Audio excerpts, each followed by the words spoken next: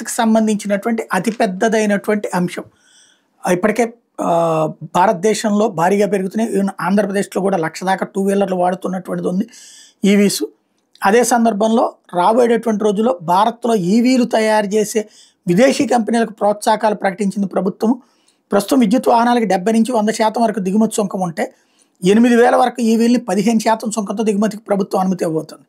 భారత్లో విద్యుత్ కార్ల తయారీ ప్రోత్సాహక పథకం కింద మార్గదర్శకాలను ప్రభుత్వం నోటిఫై చేసింది.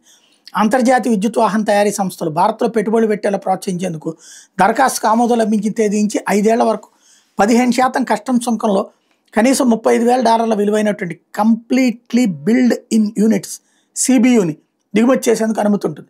ఒక్కో దరఖాస్తుదారు పెట్టే పెట్టుబడి మీద గరిష్టంగా విధించే సుంకం పరిమితి 6,484 కోట్లుగా ఉంటుంది. దరఖాస్తుకు ఆమోదం లభించిన సంస్థలు దేశీయంగా తయారీ కోసం 4,150 కోట్లను పెట్టుబడి పెట్టాలి. 3 ఏళ్ల కాలానికి ఈ పెట్టుబడికి హామీ ఇవ్వాలి. భారత్లో ఈవీల తయారీకి టెస్లా ఆసక్తిగా లేదని మరొక వైపును ప్రకటించింది.